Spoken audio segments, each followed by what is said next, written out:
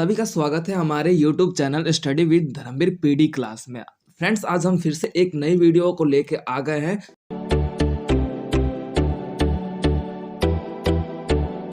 I hope कि आप लोगों को ये पैटर्न बहुत अच्छा लगे और आज से आप लोगों की जो क्लासेस होगी अकॉर्डिंग टू बोर्ड ही होगी, बोर्ड पे ही आप लोगों की अब क्लासेस होगी। ठीक है फ्रेंड्स, तो आइए अपनी क्लास को स्टार्ट करते हैं।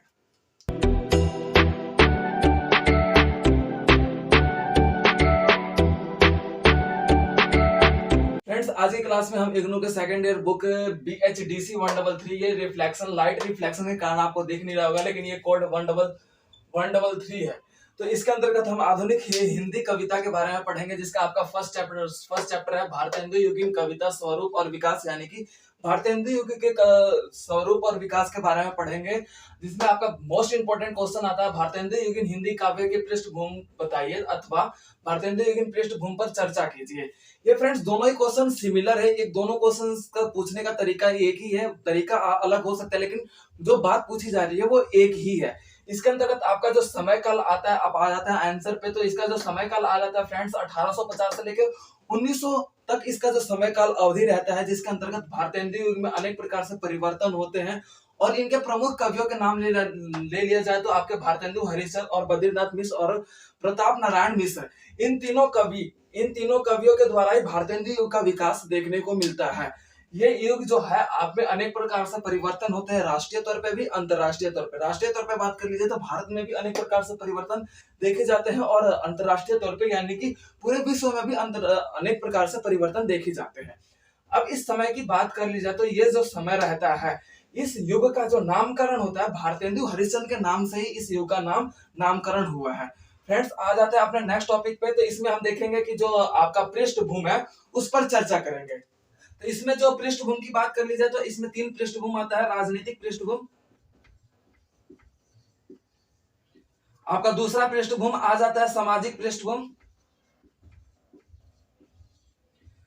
तथा तीसरा पृष्ठभूमि आ जाता है साहित्यिक पृष्ठभूमि। इन तीनों पृष्ठभूमि की बात कर लीजिए तो फ्रेंड्स इसमें अनेक प्रकार से परिवर्तन आते हैं। तो इस पृष्ठभूमि के बारे में अब हम पढ़ेंगे। तो अब अपने आ जाते हैं फर्स्ट पृष्ठभूमि पे।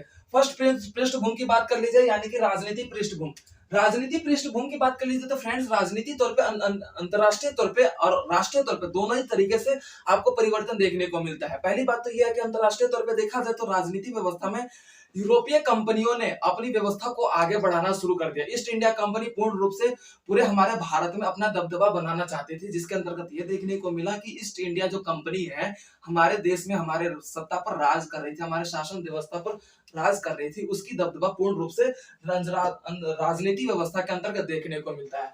और इसके अंतर्गत ये भी देखने को आता है कि आपका जो समय काल अवधि रहता है 1857 का जो समय काल अवधि रहता है, तो इससे पहले 1856 की समय की बात कर ली जाए तो यहाँ पे लॉर्ड कैनिंग के द्वारा जिस प्रकार से हमारे देश पर शासन व्यवस्था चलाया जा रहा था, उनकी क्रूर व्यवस्थाओं के कारण, नीतियों के कारण इस व्यवस्था में आपको देखने को मिलता है कि इस तारीख यानी कि इस सन में आपको स्वतंत्रता संग्राम का जो आंदोलन छिड़ा था, इस समय का यही लॉर्ड कैनिंग के द्वारा अंतर्गत देखने को मिलता है कि लॉर्ड कैनिंग के कारण ही ये आंदोलन छिड़ा था।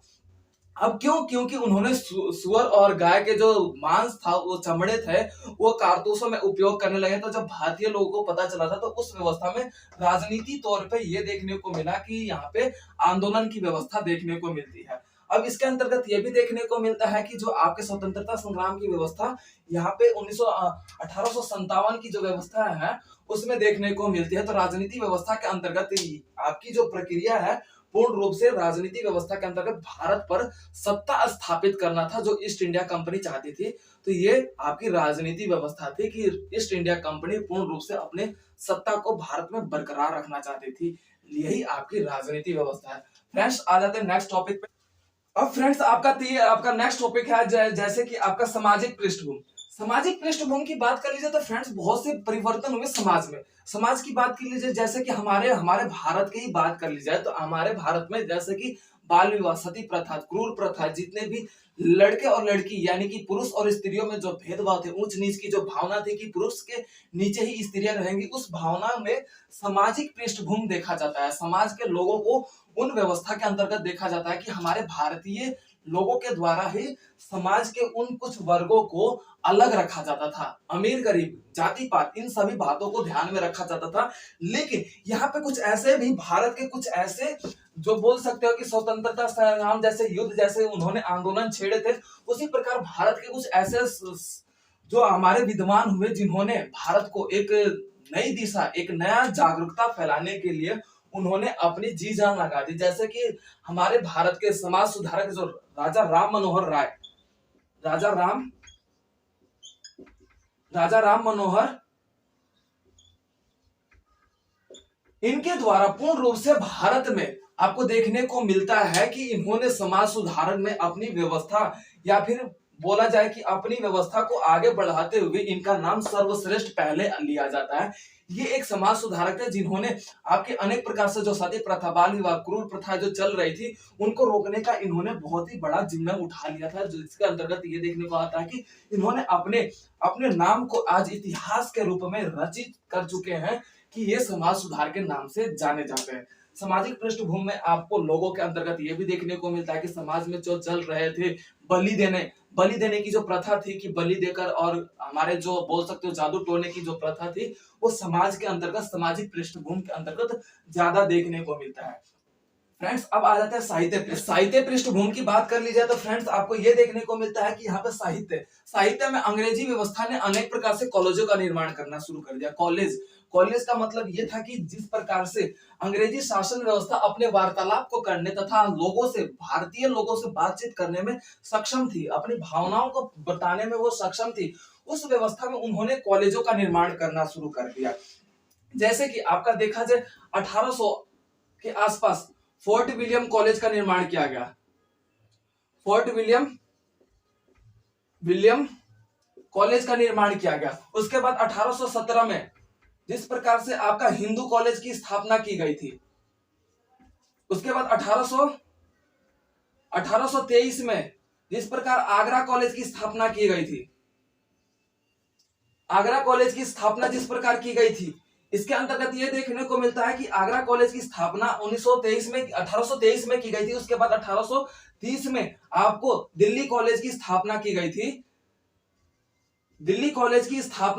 इसके अंतर्गत ये देखा कि यहाँ पे अंग्रेजों ने अपनी शिक्षा को आगे बढ़ाने के लिए लोगों के लिए शिक्षित व्यवस्था यहाँ पे चालू कर दी गई, यानी कि कॉलेजों के निर्माण करना शुरू कर दिया। देखो फ्रेंड्स, इसका एक ये रीजन था कि अंग्रेज ये चाहते थे कि अपनी भावनाओं अपनी अंग्रेजी व्यवस्था को स्थापित करना भारत में, यानी कि बोल सकता हूँ कि अपनी पाश्चात्य भाषा को अपने भारत में लागू करना, यानी कि भारत में लागू करना और अपनी संस्कृति यानी कि जैसे हमारी भाषा जो हमारी राष्ट्रभाषा हिंदी थी उसको पूर्ण रूप से यहाँ पे आपको सत्यापित रूप में समाप्त करना था, उनकी ये भावना थी। लेकिन फ्रेंड्स ये देखने को मिलता है कि इसका एक पॉजिटिव पॉइंट बनता है, क्योंकि प्लस पॉइंट बनता है इसलिए क्योंकि उन्होंने अंग्रेजी व्यवस्था को शिक्षा में परिवर्तन करते हुए लोगों को शिक्षित करना शुरू कर दिया, तो लोगों को सही और गलत की भेदभाव पता चल सका कि क्या सही है क्या गलत है, तथा अपने अधिकारों के बारे में लोगों ने जागरूकता प्राप्त करना शुरू कर दिया और अपने देश की व्यवस्था को आगे बढ़ाने के लिए अपनी देश की अर्थव्यवस्था तथा स्वतंत्रता की मांग करना शुरू कर दिया। जिस प्रकार यहाँ पे देखने को मिलता है कि 1830 तक कॉलेज के निर्माण हो चुके थे और जो हमारा स्वतंत्रता संग्राम युद्ध हुआ था, आंदोलन हुआ था, वो आपको 57 में देखा जाता है, यानी कि आफ्टर 27 साल बाद, यानी कॉलेज के निर्माण होने के 27 साल बाद आपको ये देखने को मिलता है कि आंदोलन छिड़ता है। यानी कि आंदोलन छिड़ने का मतलब ही क्या था, लोगों ने वहां तक 27 साल तक शिक्षा ग्रहण कर चुके थे, इस व्यवस्था में उन्होंने सही और गलत की परख कर ली थी, तो इसलिए यहाँ पे स्वतंत्रता आंदोलन की जो आप बोल सकते हो या फिर स्वतंत्रता संग्राम आंदोलन जो व्यवस्था चला था 1857 में पूर्ण रूप से देखने को मिलता है। फ्रेंड्स ये हमारे जो आपके पृष्ठभूमि थे, ये महत्वपूर्ण क्वेश्चनों में से एक क्वेश्चन है जो कि आपके पृष्ठभूमि हमेशा हर बार पूछता है, क्वेश्चन में मोस्ट इंपोर्टेंट क्वेश्चन है, तो आप लोग इस क्वेश्चन को अच्छे तरीके से आप लोग देख लीजिएगा या फिर कर लीजिएगा।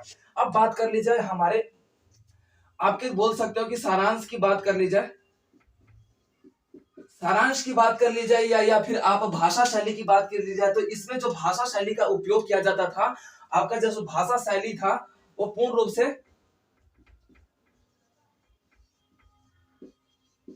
भाषा शैली उपयोग की जाती थी वो पूर्ण रूप से आपके जो आपको देखा जाता था भारतेंदु युग में यहाँ पे पद को छोड़ के गद को अपनाया जाने लगा। ब्रिज भाषा को छोड़ के यहाँ पे खड़ी बोली का निर्माण किया जाने लगा। क्यों? क्योंकि उस समय लोग शिक्षित नहीं थे। ये जो हमारा समय काल था इससे पहले लोग शिक्षित नहीं थे। जब लोगों ने शिक्षा ग्रहण कर ली तो उसके अंतर्गत आपको देखने को मिलता है कि भारतेंदु युग में जितने भी कवि या लेखक हुए हैं उन्होंने अपनी रचनाओं में परिवर्तन करने लगे। अपने पद भाषा तथा ब्रिज भाषा को छोड़ के खड़ी भाषा का प्रयोग या खड़ी बोली का उपयोग किया जाने लगा और आपकी जो भाषा शैली थी वो देखने को मिलता है देवनागरी तथा आपकी खड़ी बोली और जो पद था वो गद में परिवर्तित हो गया। ये आपके भाषा शैली का यहाँ पे निर्माण होता है। सारांश की बात कर ली जाए तो यहाँ पे आपको देखने को मिलता है समाज सुधार हुआ था। समाज सुधार, समाज सुधार बहुत ही मुख्यत रूप से आगे बढ़ा था तथा हमारी अधिकारों की मांग यानी कि अधिकारों की जो मांग बढ़ रही थी समाज में वो आगे रूप में आगे बढ़ पाया है और हमारी जो स्वतंत्रता की जो मांग थी इन्हीं रचनाओं इन्हीं लेखकों के माध्यम से लोगों में अपनी जागरूकता तथा लोगों के इन रचनाओं के पढ़ने के बाद लोगों में अपने भारतीय व्यवस्था को आगे बढ़ाना या फिर अपने भारत को स्वतंत्र कराने के लिए एकता के जुट में बांधा गया इन लेखकों के माध्यम से, इन स्वतंत्रता सेनानियों के माध्यम से। तो ये आपका पृष्ठभूमि था, भारतेंदु युगीन पृष्ठभूमि, जो कि आपका कंप्लीट होता है। आई होप फ्रेंड्स आप सभी को क्लियर हो चुका होगा। मिलते हैं अपने नेक्स्ट वीडियो में। Thank you so much listening this video and watching this video. Okay, thank you so much. तो वीडियो को like, comment, share and subscribe करना ना भूलें।